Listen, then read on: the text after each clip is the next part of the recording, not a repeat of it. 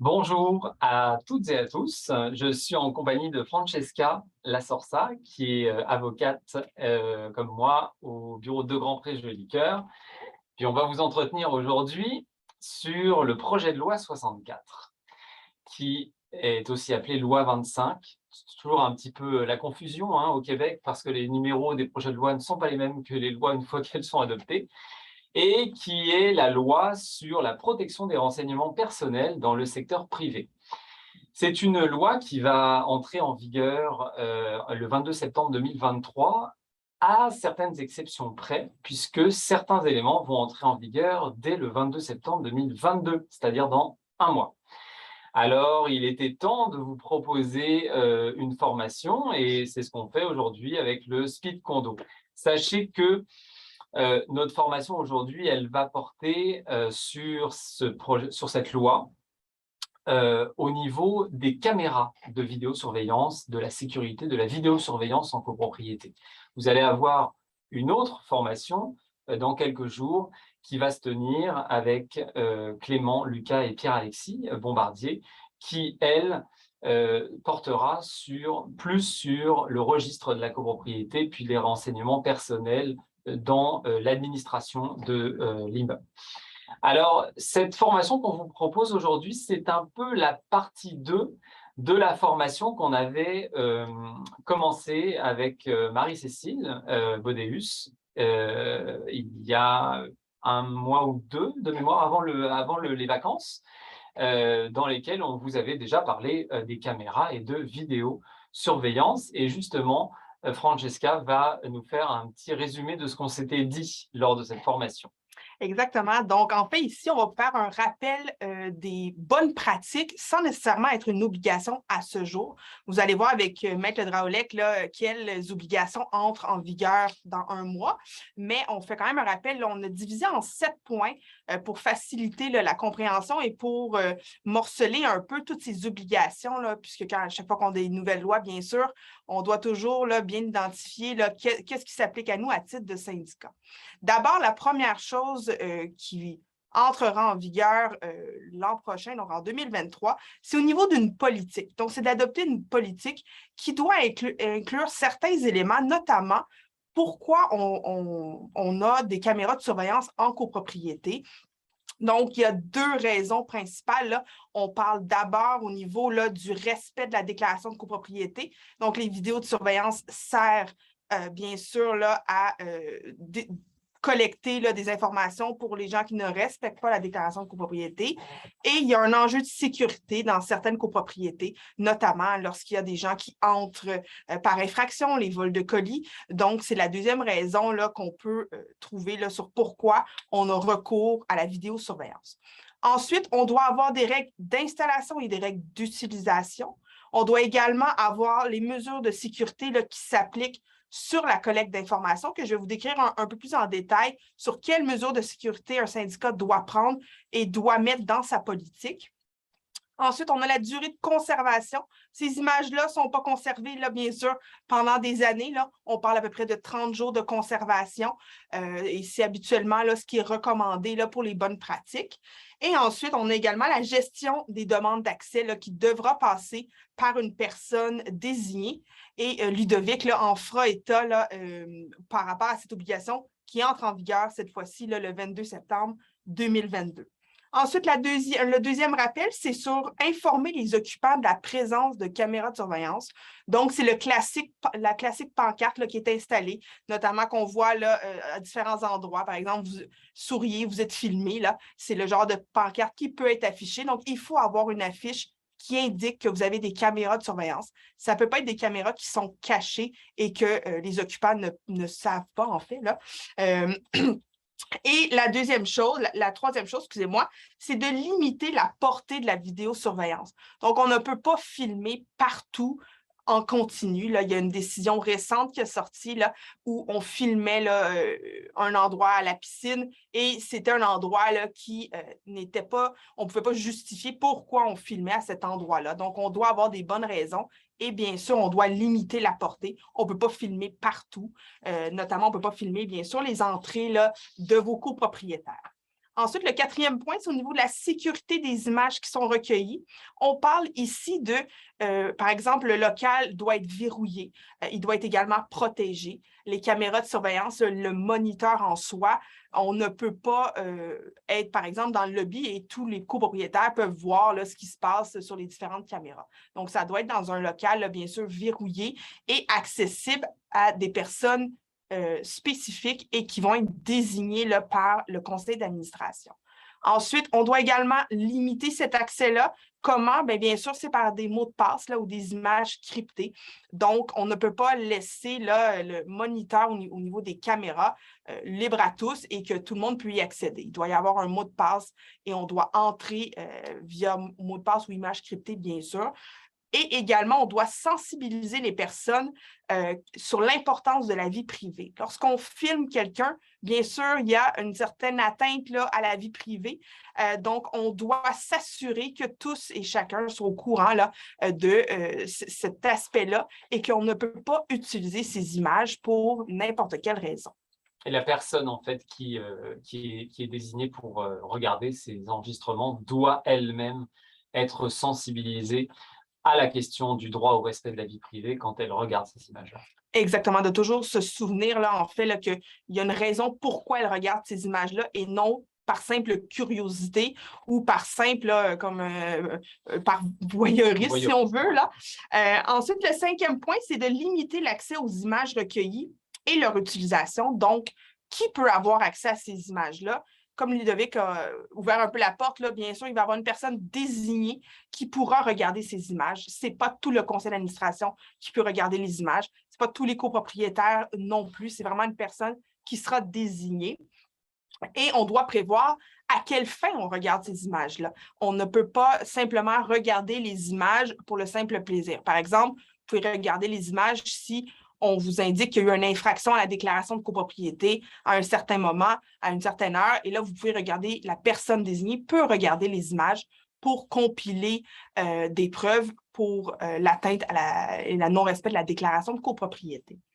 Ensuite, comme je vous ai mentionné, on doit détruire les images collectées et ça de manière sécuritaire. Donc, on ne peut pas juste jeter ces images-là dans la fameuse corbeille qu'on a sur notre ordinateur. Là. On doit le faire d'une façon sécuritaire et qui ne peut pas être récupéré par la suite. Et le délai habituellement de conservation, c'est un délai de 30 jours. Et enfin, là, le septième point, vous devez prévoir l'accès aux images par les personnes concernées. Donc, encore une fois, Ludovic en traitera là, parce que c'est une obligation qui entre en vigueur le 22 septembre, donc c'est extrêmement rapidement. Donc, c'est une personne qui est désignée par votre conseil pour regarder ces images-là. Alors, effectivement, le rappel que Francesca vient de vous faire, ce sont des bonnes pratiques qu'on recommande dans les syndicats de copropriété, qui sont des exigences dans les organismes publics et les entreprises avec la loi qui existe déjà pour ces organismes-là. Mais la loi sur la protection des renseignements personnels dans le secteur privé, qui va directement concerner les syndicats de copropriété, elle est entrée elle est adoptée et elle va entrer en vigueur, comme on vous disait, principalement le 22 septembre 2023, mais avec des exceptions pour le 22 septembre 2022. Alors, les exceptions qui entrent en vigueur le mois prochain, on va commencer par la première, c'est la désignation dans votre syndicat de copropriété du responsable de la protection des renseignements personnels. Évidemment, cette fonction va viser toute la protection des renseignements personnels, mais pour ce qui concerne les caméras, on va vous dire de quoi il s'agit. Ça veut dire qu'à partir du 22 septembre 2022, vous devez avoir une personne dans votre syndicat de copropriété qui est le responsable désigné des renseignements personnels, une sorte de gardien. Et il ne doit y en avoir qu'un. Cette personne-là, c'est rapide, là. C'est dans 30 jours, le 22 septembre 2022, il arrive vite, et le 22 septembre 2022, cette personne devrait déjà exister. Alors, l'horloge court, donc vous devez rapidement le faire, et lors de votre prochain conseil d'administration, qui j'espère pour vous aura lieu avant le 22 septembre, vous devez désigner cette personne. Alors, la question qui se pose tout de suite, c'est mais qui ça va être et qui ça doit être? Ben, la loi ne donne pas vraiment un bassin très restrictif, ça peut être toute personne. Curieusement, dans le document que la Commission d'accès à l'information a préparé suite à l'adoption de cette loi, dans les pistes d'action et les bonnes pratiques, il est tout de même recommandé que ce soit une personne pouvant euh, assumer efficacement ce rôle et elle devrait avoir les compétences requises et un pouvoir décisionnel important. Alors, ça signifie possiblement que cette personne devrait être un des administrateurs ou à tout le moins un gestionnaire de copropriété ou le représentant ou un employé du gestionnaire de copropriété qui se verrait déléguer un pouvoir décisionnel, ce qui n'est pas forcément évident selon tous les contrats et mandats de gestion qui existent. Cette personne-là, qu'est-ce qu'elle va devoir faire? Eh bien, comme son nom l'indique, elle va devoir s'assurer de la protection des renseignements personnels. Par rapport aux caméras de vidéosurveillance, on imagine que ça va être la personne désignée et la seule pour pouvoir visionner les enregistrements vidéo qu'il y aurait. On va voir un peu plus tard dans quelles circonstances, puis sous quelles conditions l'accès et le visionnement des enregistrements se font, mais c'est une personne qui devrait avoir cette fonction. Une des exigences de la loi, c'est d'appuyer cette personne responsable de la protection avec les ressources nécessaires. Et par ressources nécessaires, on entend des ressources humaines, financières, techniques. Bon, c'est sûr que dans un syndicat de copropriété, ce n'est pas une entreprise du CAC 40, hein, donc on ne va pas commencer à investir des sommes faramineuses dans des ressources pour appuyer cette personne-là. Mais c'est une personne qui doit quand même savoir ce qu'elle fait, puis quel est son rôle. Par rapport aux caméras de vidéosurveillance, je vous dirais que, selon moi, c'est surtout une personne qui doit suivre une politique qui est en place.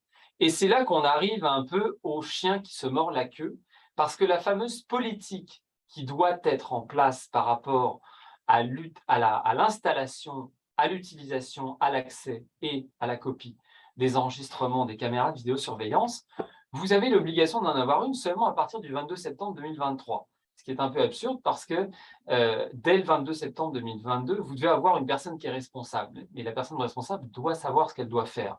Alors, notre conseil pour vous aujourd'hui, c'est que cette politique, n'attendez pas 2023 pour la faire, faites-la tout de suite.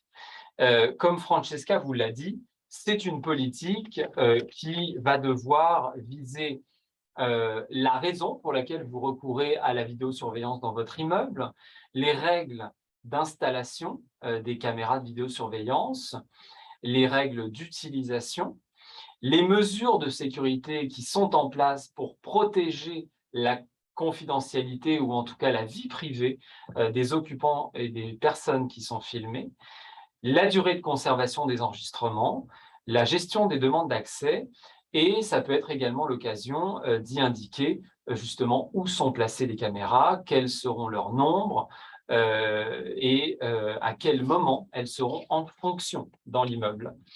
Et ça va être l'occasion, cette fameuse politique, d'indiquer quelle va être la job du responsable de la protection des renseignements personnels. Donc, dans quelles circonstances il va pouvoir aller visionner? Est-ce que ça nécessite une plainte d'un occupant? Est-ce que ça nécessite le constat d'une infraction?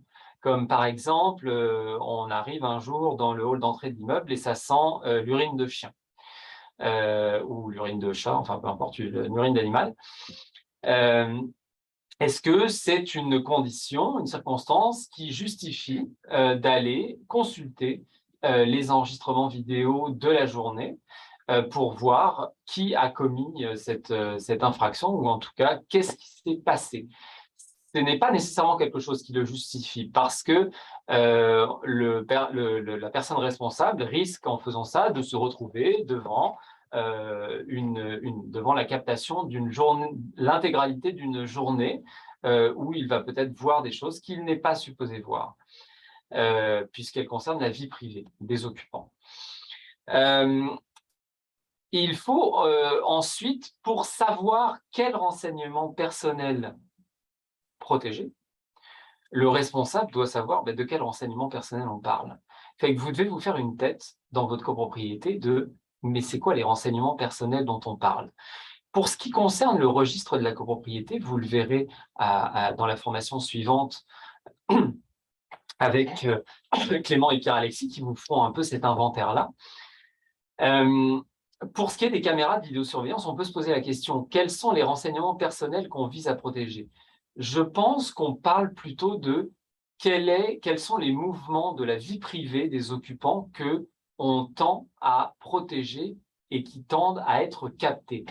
Il y en a finalement assez peu, parce que les caméras de vidéosurveillance doivent être de toute façon positionnées, placées et filmées à des moments qui limitent le plus possible les atteintes portées au respect à la vie privée, comme le disait Francesca en faisant référence à la décision de la Commission à l'accès à l'information LONI 1, LONI sur le vide 1, récemment. Je crois que c'est juste l'ONI. Il y a plusieurs LONI à Montréal, mais je pense que c'est plusieurs. Qui est en tout cas connue comme la décision de l'ONI, effectivement, de la Commission d'accès à l'information. C'était ça dont on parlait. Il fallait qu'il y ait un positionnement des caméras de vidéosurveillance qui porte le moins atteinte au respect à la vie privée des gens. Mais on peut tomber quand même sur des faits et gestes qui portent atteinte à la vie privée des gens, et c'est de ça dont on parle. Les informations sensibles, elles sont là. Donc, elles sont plus dans des faits et gestes que dans des données ou dans des informations qu'on pourrait retrouver dans le registre de la copropriété.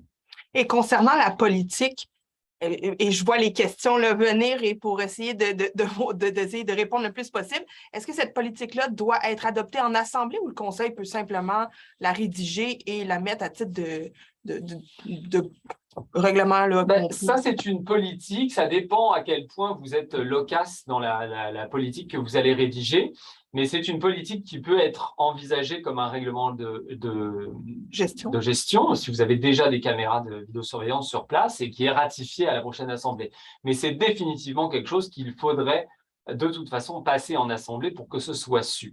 Et justement, c'est une des autres exigences de la loi qui sort, c'est que les copropriétaires soient avisés de l'identité de la personne responsable de la protection des renseignements personnels, le fameux gardien. Donc, qu'est-ce que vous devez faire? À courte échéance, lors de votre prochaine réunion de CA, désigner la personne responsable, l'indiquer dans le procès-verbal.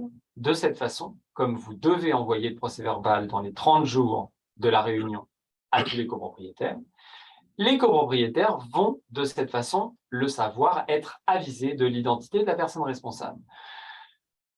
Comme si ça n'était pas suffisant, on vous conseille également d'indiquer le nom de cette personne-là sur l'intranet de la copropriété ou sur le logiciel de gestion que vous utilisez pour votre copropriété, de façon à ce que ce soit une information qui soit disponible en tout temps.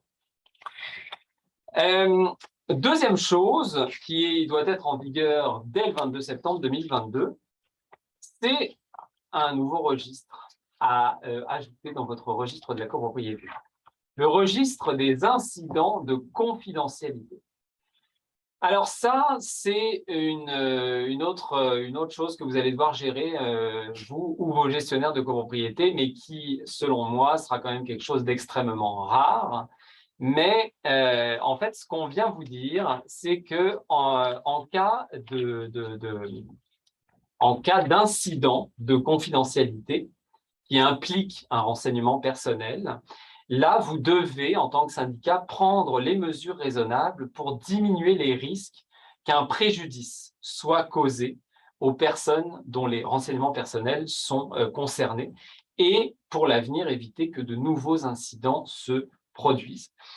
Et vous devez, dans le même temps, aviser la commission d'accès à l'information et la personne concernée si l'incident présente un risque de préjudice sérieux. Alors là, bon, ça c'est tout nouveau pour vous et pour nous. On se demande beaucoup ce que la commission d'accès à l'information va faire quand ils vont recevoir un appel en disant non, on a eu un incident de confidentialité. Je vous donne un exemple. Le seul exemple, en fait, vraiment auquel on a pensé en réfléchissant à ça, qui soit très parlant.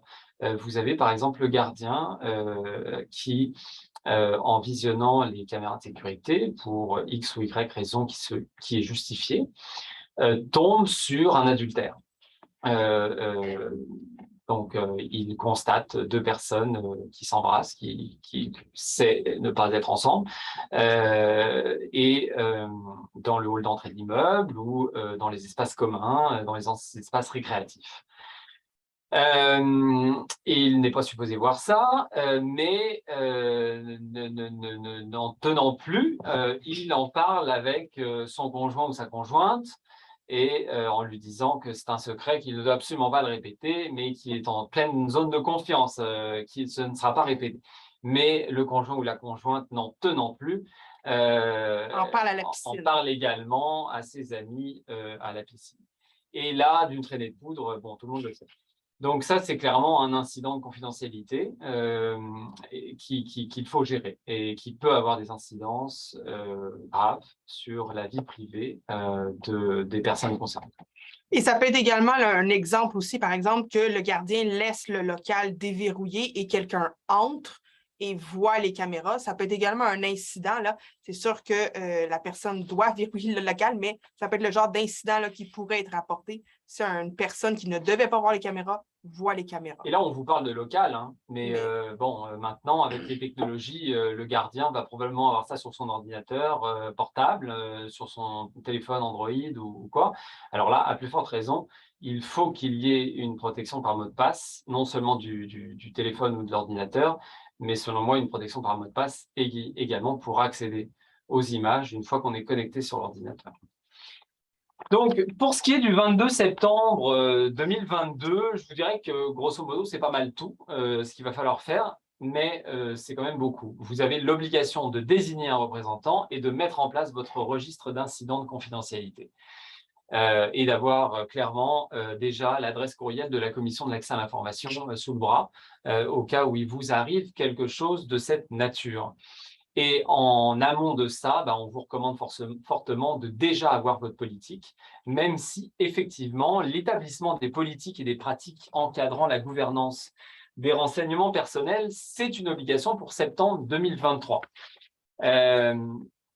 Donc là, c'est ce qu'on vous a expliqué. Il va falloir prévoir l'encadrement qui s'applique à la conservation des renseignements, donc en l'occurrence des enregistrements, et à leur destruction.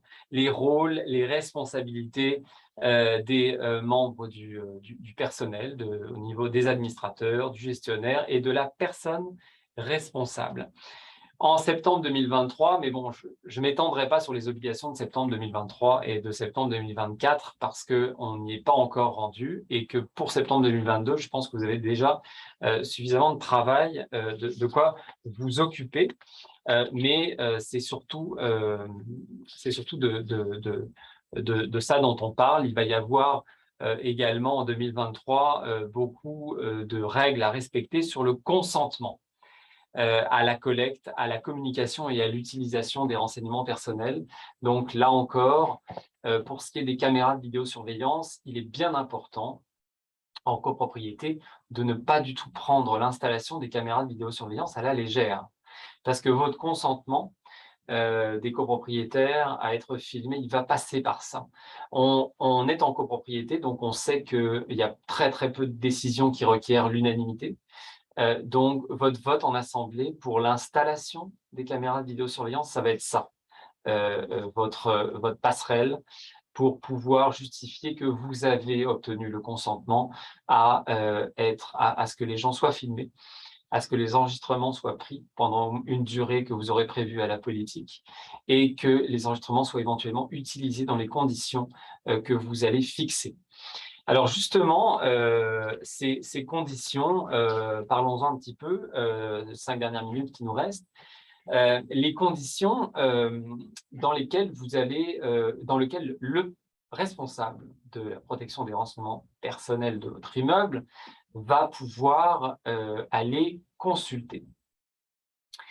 Eh bien, vous allez avoir les plaintes déjà. La plainte d'une infraction au règlement d'immeuble. Vous allez avoir évidemment un délit ou un crime qui est commis à l'intérieur de votre immeuble, avec les services de police qui vont vous demander l'accès. Et vous allez avoir c'est ça, les plaintes des occupants directement. Ça, ce sont des choses qui vont clairement pouvoir être indiquées dans votre politique comme justifiant l'accès aux enregistrements.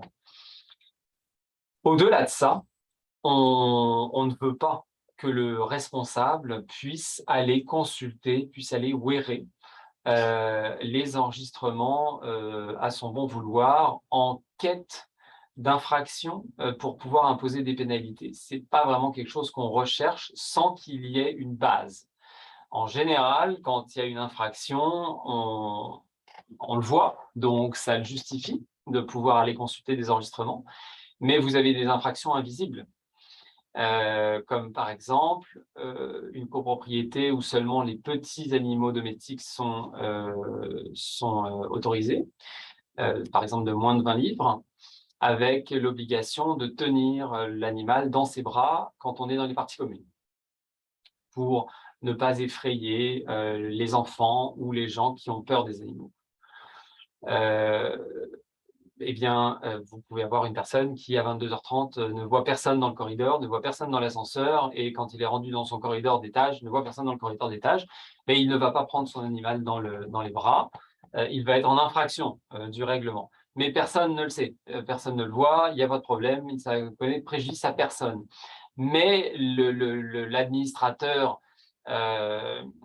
retors qui souffre beaucoup de beaucoup de choses et qui se trouve être la personne désignée comme le responsable de protéger les renseignements personnels, et se sent emporté dans sa mission et la dépasse et investi d'une mission, se met en quête de tout faire pour pénaliser cette personne qu'il n'aime pas. Alors, il va se mettre à regarder les enregistrements de ses allées-venues et constater et monter un dossier en disant « Regardez, cette personne ne respecte pas le règlement ». Alors ça, quant à nous, c'est quelque chose qui ne devrait pas, qui était clairement un débordement et un bris, un incident de confidentialité, puisqu'on traque littéralement une personne. C'est un peu aussi l'idée du potinage là, dont on vous parlait plus tôt et qui n'a pas lieu d'être dans l'utilisation des vidéosurveillance. Il faut rappeler que ce n'est pas un outil de divertissement. C'est vraiment pour s'assurer de la sécurité des occupants et du respect de la déclaration. Exactement. Et on vous rappelle également qu'à partir de 2023, il y aura une obligation légale, de par la fameuse loi dont on vous parle, de détruire les enregistrements une fois la finalité pour laquelle ils ont été enregistrés accomplie. Alors, c'est de ça dont on parle là. Si au bout de 30 jours, on n'a pas eu connaissance d'une infraction, d'un délit, d'un vol, de quoi que ce soit, on n'a plus aucune raison de garder, de conserver les enregistrements. C'est l'information et la transparence qui est recherchée par cette loi au niveau des membres, au niveau des copropriétaires et des occupants d'un immeuble dans lequel il y aurait des caméras de vidéosurveillance. Merci beaucoup de votre écoute et de votre attention. C'est maintenant le temps des questions pour une période de 30 minutes. Vous êtes près de 150, je pense, ou plus à être connectés. Alors, on va essayer de faire le tri ou de répondre à tout le monde d'ici 7 heures. Heidi. Alors, la première question vient de Ali. Bonjour, simplement pour confirmer, on parle bien ici des caméras dont le champ de vision est commun et non pas quand le copropriétaire filme l'intérieur de son propre condo ou son espace d'usage restreint sans toucher un espace accessible. Absolument. On parle ici des caméras de vidéosurveillance qui sont postées sur les parties communes et pas du tout dans les appartements ou sur les balcons. Est-ce qu'il est toujours permis de rendre accessible la caméra de l'entrée principale, la caméra du lobby, sur un des postes dédiés de Vidéotron ou Bell? Je suis très mal à l'aise avec ça. Je connais effectivement ce système qui permet d'avoir sur la télévision de tous les résidents la captation de l'entrée.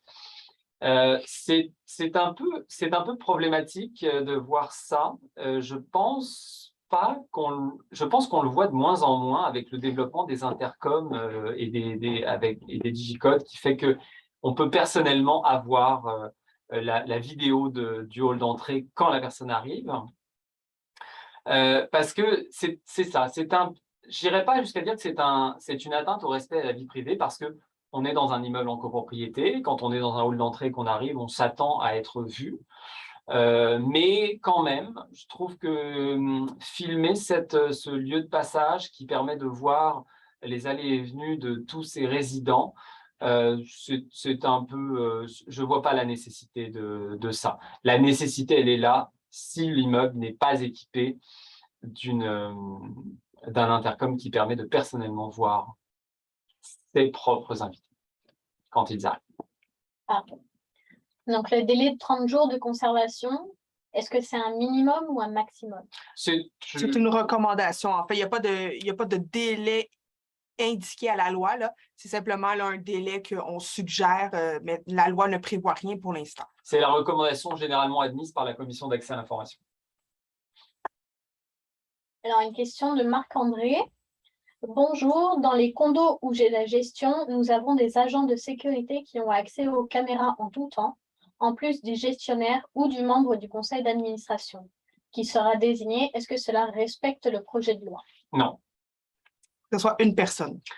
C'est vraiment, pour l'instant, en tout cas, de la manière dont la loi est rédigée et a été adoptée, puis de la façon dont on le comprend, c'est une personne, justement pour que la protection des renseignements personnels soit sauvegardée. Ça prend une seule personne. Est-ce que vous avez un exemple de politique à partager? On va définitivement en faire une, c'est sûr, parce que je pense que j'en avais déjà vu une passer pour un client. Ouais, c'est correct. Mais c'est sûr qu'on va vous proposer ça, oui. Mais ça, pour le coup, ça va être une politique personnalisée qu'on devra personnaliser à chacun. Il va y avoir comme une sorte de canevas avec des options qui seront proposées à chaque client.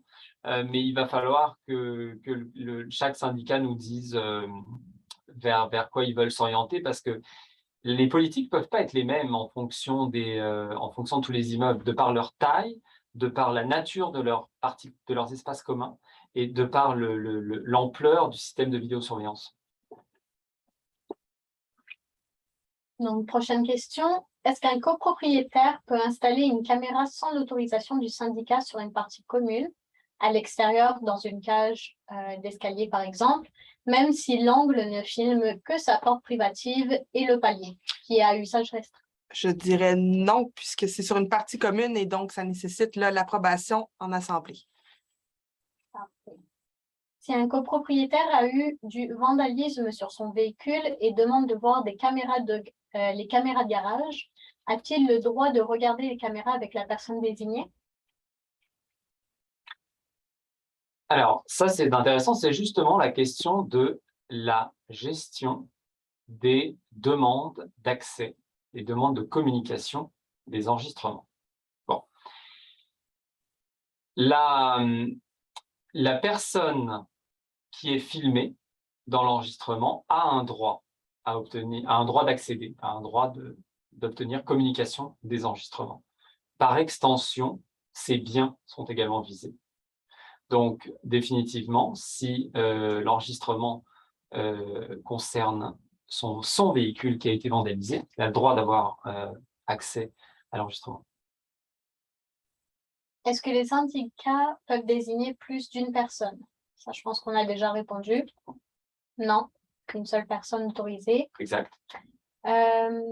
Cette loi oblige-t-elle tous les syndicats versus le registre de propriété d'avoir des caméras de surveillance en copropriété? Si oui, l'assurance des copropriétés peut diminuer. Mais c'est non. Donc c'est non.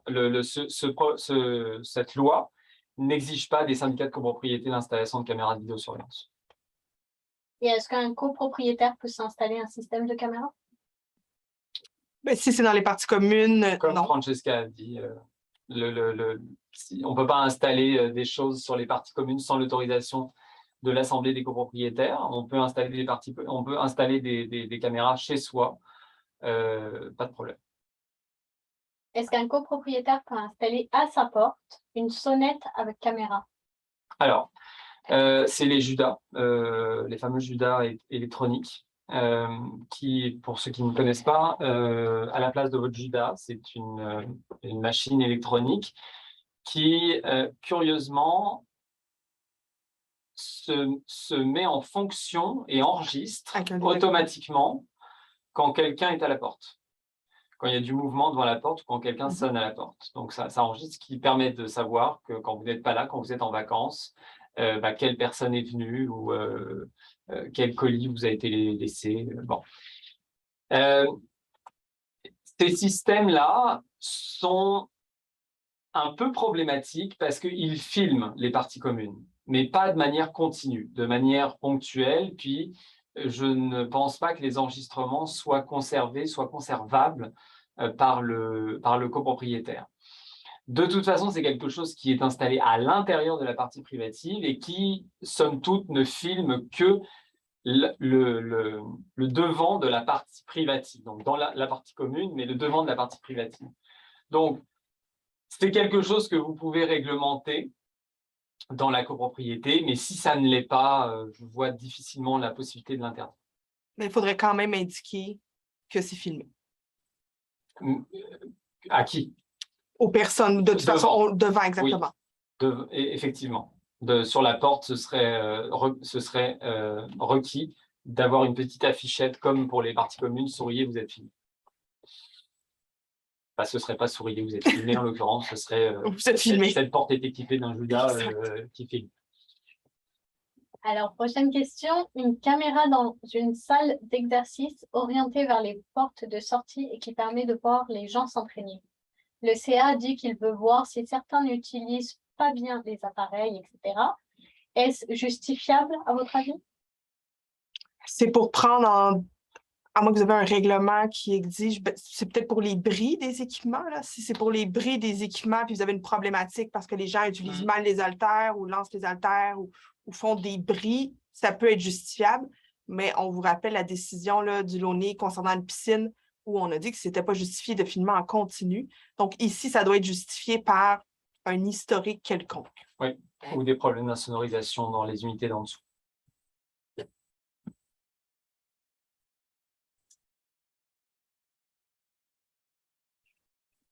Je vais aller avec les mains levées. Donc, j'ai une question de Denis P. Je vais vous donner la parole. Bonjour, Denis.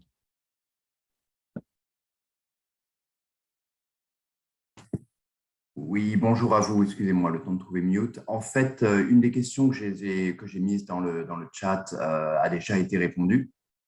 En fait, je me pose la question. On a répondu à la question de savoir si on pouvait mettre des caméras privatives dans les parties communes ou dans les parties privées. Mais qu'en est-il des parties communes à usage privatif? Par exemple, un balcon, une terrasse. Est-ce qu'il y a des obligations? Est-ce que le CA peut interdire un copropriétaire de mettre une caméra qui va filmer son balcon, par exemple, ou sa terrasse? Alors non, effectivement, c'est possible d'installer une caméra mais elle ne doit capter que la partie commune à usage restreint, que le balcon. Et surtout, l'installation ne peut pas constituer des travaux. Là. On ne peut pas avoir des percements dans l'enveloppe extérieure du bâtiment.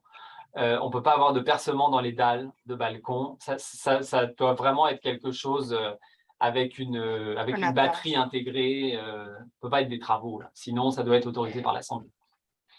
Et le CA peut toujours proposer à l'Assemblée aux propriétaires d'interdire ce genre d'installation. Ouais. Excellent. Et dans le même ordre d'idée, est-ce qu'on peut filmer des parties publiques? Puisque vous avez fait tout à l'heure un point en parlant d'une caméra qui était au départ l'interphone, mais on a souvent des caméras dans les halls d'entrée qui vont filmer une partie, malheureusement, de l'espace public. Comment cela est-il pris en compte? Ça, on peut pas. Il y a des configurations d'espace où on ne peut pas faire autrement. Je veux dire, je pense à beaucoup de copropriétés à Montréal où la ligne de l'eau est au trottoir, donc on ne peut pas filmer autre chose que l'espace public. C'est correct. C'est justement pour ça aussi qu'on s'intéresse autant à la protection des renseignements personnels, justement pour ne pas que les images qui sont captées sur l'espace public soient utilisées d'une quelconque façon autre que pour les fins pour lesquelles elles sont captées, c'est-à-dire en l'occurrence la copropriété. Excellent, je vous remercie beaucoup. Merci. Alors maintenant, on va changer avec une question écrite. Étant donné que les membres du CA changent quasiment chaque année, peut-on changer la personne désignée à chaque nouveau CA? Oui. Oui. En fait, vous devez. Pour des caméras déjà installées, doit-on tout de même faire vote lors de l'AGA? Seulement pour la politique que vous installez, mais non, et ça également, il y a eu une décision sur ce point-là. Si vous améliorez votre système de caméra, il n'y a pas de vote à 75% qui est nécessaire. S'il est déjà en place, c'est seulement la politique. Concernant la protection de la vie privée, est-ce que des caméras avec des angles de vue donnant dans les chalets urbains, gymnases, piscines et spas sont autorisées? Oui, mais encore une fois, il faut qu'il y ait une raison là, qui justifie que ça soit filmé. Bien sûr, on ne peut pas filmer là, des angles vers le vestiaire. C'est ça, c'est justifié si on filme l'accès à la piscine, l'accès au spa, l'entrée vers le chalet urbain, mais on ne veut pas filmer si par exemple il y a une scène de danse dans le chalet urbain, on ne veut pas filmer la scène de danse. On ne veut pas filmer l'intérieur du jacuzzi. C'est pas ça qui est recherché là. On cherche à filmer les accès pour voir telle personne était là à tel moment, on la voit entrer, on la voit sortir, mais on ne cherche pas à filmer l'utilisation intégrale de la particule. Dans beaucoup de cas, les écrans en continu sont hors d'un local sécurisé, exemple, entrée d'un immeuble, mais les enregistreurs sont sécurisés dans un local séparé. Est-ce une installation qui respecte la loi? Les enregistreurs sont dans un local sécurisé, mais le visionnement est dans un espace comme pour les concierges, par exemple. Alors, oui, c'est possible. Il n'y a pas de restriction au niveau de la loi sur l'emplacement où sont conservées les choses. Ce qui est encadré, c'est la personne responsable de les voir et les délais et les mesures de sécurité qui entourent la conservation. Donc maintenant, je vais donner la parole à Michel.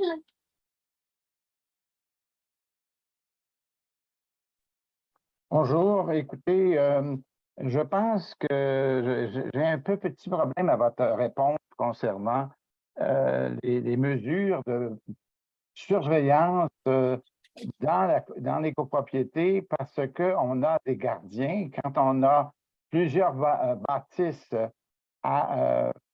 dont il faut assurer la sécurité, notamment dans les garages, il peut y avoir eu des vols de bicyclettes, il peut y avoir, si les copropriétaires nous ont demandé d'avoir des caméras là pour être en sécurité dans les garages qui sont grands, et on a des gardiens qui ont un poste de garde et ils ont des caméras devant eux et ils doivent être en mesure d'intervenir si elle se pose un problème. C'est la même chose à la piscine extérieure. Si les gens se baignent et ils peuvent vouloir intervenir pour aider quelqu'un qui a des difficultés dans la piscine. Alors, je me demande, ça, c'est l'enregistrement, c'est une chose, mais visionner en direct pour assurer la sécurité des gens de façon active et non pas passive. J'aimerais avoir votre point de vue là-dessus. Michel, ce sont des enregistrements dont on parle. Non, il peut y avoir des enregistrements, mais ces caméras-là... Oui, mais Michel, nous, là, ce dont on parle, ce sont des enregistrements. Toute notre formation, là, c'est justement sur les enregistrements parce qu'on parle de la protection des renseignements personnels. Donc, quand on parle de durée de conservation, de destruction, etc., ce sont les enregistrements dont on parle. Le visionnement, peut toujours, le visionnement, il est en direct, il est instantané. À partir du moment où l'image est vue par le concierge, elle n'est déjà plus là. Alors, lui, s'il n'a pas accès à l'enregistrement, bah, il n'est pas la personne responsable des renseignements personnels, il est dans le cadre d'une mission de surveillance. C'est très différent. Lui, il ne doit pas avoir accès à un revisionnement. Ah bon, je comprends très bien. Il y a vraiment la nuance à faire entre l'enregistrement et le visionnement live. Donc, le fait d'avoir des caméras pour assurer une sécurité active, c'est tout à fait possible. C'est que en même temps, il peut y avoir des enregistrements, mais ces enregistrements-là seront régis par les règles dont vous avez fait état. C'est exactement. C'est peut-être la confusion vient quand tantôt on nous a demandé il pouvait y avoir le gestionnaire, le concierge et un administrateur qui pouvaient avoir accès au visionnement. Donc, on a répondu non. Effectivement, ça ne peut pas être 3 personnes qui ont accès aux enregistrements. Et si vous décidez que c'est votre concierge qui est la personne responsable de la protection des renseignements personnels, bon, ce n'est pas vraiment une personne qui a un pouvoir décisionnel, mais pourquoi pas, là, comme je vous ai dit, la loi n'exige pas ça. À ce moment-là, c'est juste lui. Lui, il pourra avoir et le visionnement et les enregistrements, mais le gestionnaire et le conseil d'administration, non. Moi, je ne pense pas que ce soit la bonne solution. Je pense que le concierge est engagé pour la surveillance, il devrait avoir accès au visionnement seulement. Et après, tout ce qui est enregistrement, c'est une personne plus en autorité au niveau du CERN. Merci.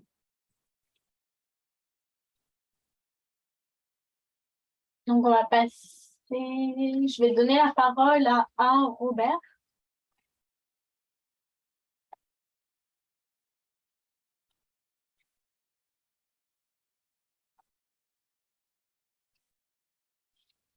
Vous pouvez activer votre micro.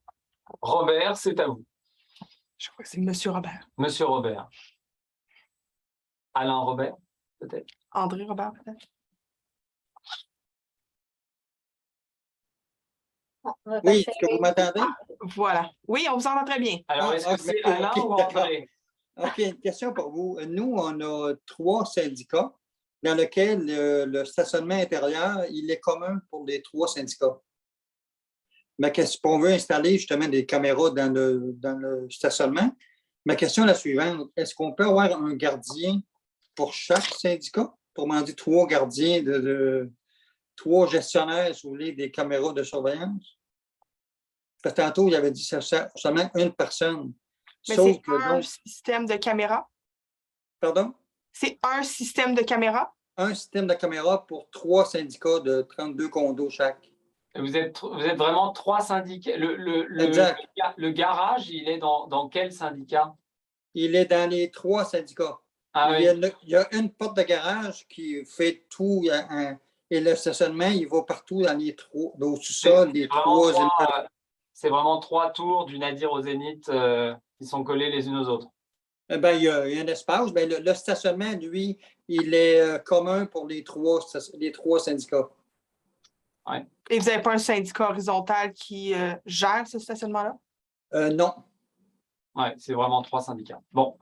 Alors, dans votre cas, il peut y avoir effectivement un gardien dans chaque syndicat. OK. Ce serait quand même idéal si vous pouviez compartimenter les captations selon vos propres espaces de garage. Donc, ça prendrait 3 enregistreurs, 3 moniteurs, si je comprends bien. On ne pourrait pas avoir le même moniteur pour les 3 syndicats? Oui, mais surtout, ça nécessiterait de chacun avoir uniquement accès aux caméras qui sont chez vous. OK, on pourrait regarder ça. Deuxième question, si, exemple, il y a seulement 2 syndicats sur 3 à leur assemblée qui acceptent, autrement dit, leurs copropriétaires acceptent des caméras de surveillance dans les garages, est-ce qu'on peut le faire quand même si le garage il est commun aux 3? C'est une vraiment question. l'autorisation des 3? C'est une question, Monsieur Robert, ça, qui nécessite que je sois certain de effectivement l'existence de seulement 3 syndicats et du fait que votre garage se trouve dans 3 parties communes différentes. Vous me le dites, mais je ne suis pas certain que ce soit effectivement le cas. Mais si chacun a sa propre partie commune dans un garage qui est ouvert entre chaque syndicat est responsable de sa propre juridiction. Alors, les caméras, ils les installeront seulement sur leur partie commune, mais peut-être pas nécessairement dans ce cas-là. Vous pouvez être dans ça pourrait être, le garage pourrait être un seul lot qui est soumis à une servitude. Le garage pourrait être une seule partie commune qui relève d'un syndicat horizontal. Il peut y avoir beaucoup de montages juridiques notarial différents là. Donc, il faudrait regarder dans votre cas précis. Bon, ben d'accord. Merci beaucoup. Merci.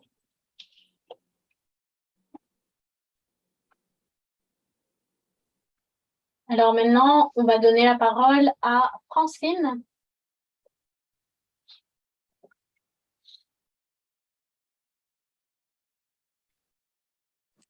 Francine. Oui, bonjour. Bonjour. Est-ce que vous m'entendez? Bon, écoutez, moi, en fait, je comprends que pour le revisionnement, ça doit être un responsable. Je vais vous expliquer un petit peu dans notre condo. On a des caméras, on a une vingtaine de caméras, puis les gens, tout le monde, tous les copropriétaires peuvent sur leur TV regarder, visionner dans le fond, qu'est-ce qui se passe dans toutes les aires communes, incluant la piscine. Je veux savoir, est-ce que ça veut dire qu'on est illégal? Allez, êtes-vous prêt pour la réponse? Ben, ça me sidère, là, vraiment, là. Ben, moi, je pense que oui, parce que on est dans un monde où le droit au respect à la vie privée est de plus en plus protégé et relayé et important. Alors, ce qui était toléré et accepté avant l'est de moins en moins. Donc, je peux comprendre la nécessité sous certains aspects, comme par exemple, il y a une piscine, je ne la vois pas de chez moi, j'ai le goût de voir s'il y a des gens, s'il y a du monde avant de descendre. C'est pertinent sous certains aspects. Parce qu'en fait, vous ne savez pas ce que les copropriétaires, parce qu'on peut facilement filmer son écran et ensuite le diffuser. Et c'est là la problématique parce que techniquement, un copropriétaire pourrait enregistrer ces images-là Effectivement. Via son cellulaire, sa tablette ou peu importe. Là, il y a quand même des façons de faire là, pour enregistrer son écran. Puis, je veux dire, il ne faut quand même pas oublier, dans notre société, c'est heureusement une infime proportion des individus, mais vous avez quand même des pathologies de troubles mentaux qui existent. Je veux dire, donner accès à absolument toutes les caméras, toutes les captations de l'immeuble avec les allées-venues de tout le monde à quelqu'un qui aurait une pathologie je ne sais plus comment elle s'appelle là, mais d'avoir une fixation sur quelqu'un, c'est pas du tout une bonne idée. C'est dangereux, en fait, de donner accès à ça. Et ce n'est pas parce que je vis en copropriété que je suis censé accepter que tous mes co-investisseurs voient en permanence et en continu l'intégralité des parties communes. Ça va loin, là, quand même. Selon vous, est-ce qu'il y a des règles, est-ce qu'il y a des lois qui interdisent ça ou si c'est vraiment pas vraiment? En fait, il n'y a pas une loi qui interdit formellement ça, mais par contre, vous avez la Charte des droits et libertés qui exige que toute personne a droit au respect de sa vie privée. Alors, on dit toujours sa maison, c'est comme son château, l'inviolabilité du domicile, mais l'inviolabilité du domicile, c'est encore un autre droit qui est protégé par la Charte. Le droit au respect de la vie privée est-il à ce point anéanti sous prétexte que nous sommes des indivisaires avec d'autres gens de la partie commune? Honnêtement, je ne pense pas, là. Je pense qu'on n'est pas prêt à faire cette concession sous prétexte qu'on partage la propriété de la partie commune avec d'autres personnes. Donc, selon vous, il faudrait vraiment voir au plus vite à interdire cette politique-là. Là. C'est vraiment... Je pense que ce serait une bonne idée, oui, que les enregistrements soient juste pour les yeux d'une seule personne. Bon, ben, c'est bien. Ben, merci beaucoup pour la réponse. Merci. Alors, encore 4 minutes de questions. Alors, je vais aller avec la question de Joanne. Elle compte, après avoir vu la réponse, informer les copropriétaires lors de la GA. Si les caméras étaient non fonctionnelles et que le CA a décidé de procéder au remplacement et à l'installation de caméras afin de protéger les copropriétaires, et que la DDC mentionne qu'il y a des caméras et que l'étude du fonds de prévoyance prévoyait des coûts pour les remettre fonctionnels. Je ne suis pas sûre qu'il y ait une question là-dedans. En fait, c'est de savoir si vous devez voter ou pas, j'imagine. Est-ce qu'on peut ouvrir le micro de cette personne? Joanne, vous pouvez Ah oui, elle lève lever la main. Je vois en tout petit. Joanne, je vais vous permettre de parler. Oui, est-ce que vous m'entendez? Oui, très bien. OK, ma question, c'est ça, c'était à savoir justement, est-ce que je dois faire voter ou sinon, compte tenu qu'il n'y aura pas de cotisation spéciale parce que c'était déjà inclus dans l'étude du fonds de prévoyance et qu'on remet les caméras fonctionnelles, si on les met fonctionnelles, mais en les mettant fonctionnelles, comment je dirais bien ça, qu'on suit tous vos conseils, qu'on va écrire la politique, qu'on va informer les copropriétaires lors de la GA, est-ce que c'est correct ou bien non, il aurait fallu que je passe vraiment à l'Assemblée générale avant? Non, à mon avis, là, c'est une mesure, là, et c'est prévu dans votre fonds de prévoyance, dans votre déclaration de copropriété, donc vous ne pouvez pas Exact. revoter ça et ça devient un pouvoir du conseil comme des travaux de conservation là, en vertu de 1039 du Code civil du Québec. Oui. Parfait. J'aurais aussi une autre question, à savoir, le système qu'on va faire installer, je vous dirais que ça enregistre seulement lorsqu'il y a de l'activité. Et ça reste, tout se fait par Wi-Fi et ça va rester, je crois que c'est 60 jours. Mais après ça, c'est comme si on enregistre par-dessus.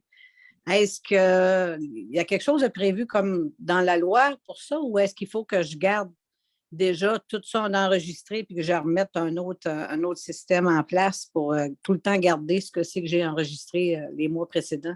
Ben, je comprends que ça conserve 60 jours vos enregistrements. Exact. C'est sûr que c'est un peu long, là. Moi, je diminuerais ça à 30 jours et destruction après. Parfait. C'est bon. Merci beaucoup. Merci beaucoup. 2 dernières questions.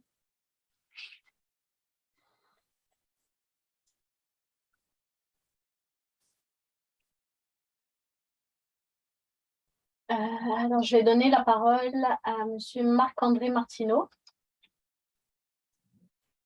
Oui, bonjour. Est-ce que vous m'entendez bien? Oui. Parfait. Moi, je suis dans une situation similaire à M. Robert plus tôt. J'ai 2 questions vues à la situation. Je suis à la gestion de 3 syndicats, un syndicat initial et 2 syndicats concomitants. Notre système de caméras inclut les caméras de tous les aspects communs des 3 immeubles, en fait, des 3 syndicats. Ce que je me demandais, est-ce que c'est seulement une personne du syndicat initial qui peut avoir accès à la caméra, aux caméras enregistrées, pardon, ou on peut désigner une personne par syndicat? Ceci est ma première question. Ma deuxième question, est-ce qu'une seule personne peut être désignée pour les 3 syndicats, le initial et les 2 concomitants? Oui, oui. Oui et oui, parfait, je vous remercie. Merci. Excellent. Donc maintenant, je vais terminer en donnant la parole à la dernière personne, Anaïs.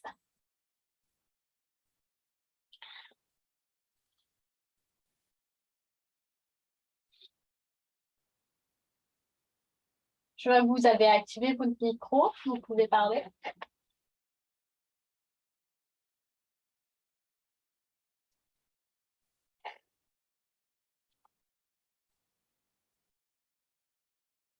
Une autre personne, peut-être?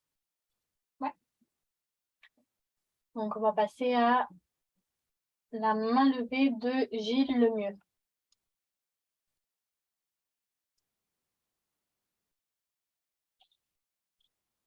Allô?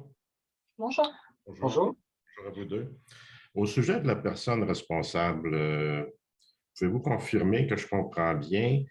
Il est absolument impossible de lui nommer un substitut, de sorte que si la personne responsable est absente en vacances pendant 3 semaines et qu'on doit regarder un enregistrement parce qu'il s'est produit un vol, on ne peut pas le faire. Si, moi je pense qu'on peut désigner un substitut, mais qui, dans la politique, on doit indiquer que cette personne, on recourt à cette personne quand le responsable n'est pas là dans des périodes de plus de 48 heures, par exemple. Et cette deuxième personne-là doit être informée des politiques et doit être sensibilisée là, à la confidentialité. C'est vraiment uniquement quand la première n'est pas disponible. Oui, c'est le but du substitut, là. OK, c'est bon. Merci. Merci. Alors, merci à toutes et à tous pour votre participation. Suivez bien les prochaines formations. Il y en a beaucoup qui arrivent et qui vont être d'intérêt par rapport à cette loi parce que le projet de loi 64 par rapport aux caméras de vidéosurveillance, c'est vraiment le tout petit bout de l'iceberg. Les conséquences sont beaucoup plus importantes sur le reste de la gestion de l'immeuble et sur le registre de la copropriété. Si d'ailleurs, vous avez peut-être vu passer, il y a une formation, je donne une formation de 3 heures demain matin sur le registre numérique de la copropriété. Comment le créer, le partager, le mettre à jour et l'impact au niveau de la protection des renseignements personnels. C'est avec l'AQGC. Vous pouvez vous inscrire d'ici demain matin. Et nous, dans quelques semaines, on va donner un speed condo aussi sur ce sujet-là, de manière un peu plus succincte, puisque c'est 30 minutes. Et il y en aura d'autres. Alors, on vous remercie beaucoup pour votre participation et à la prochaine. Merci beaucoup.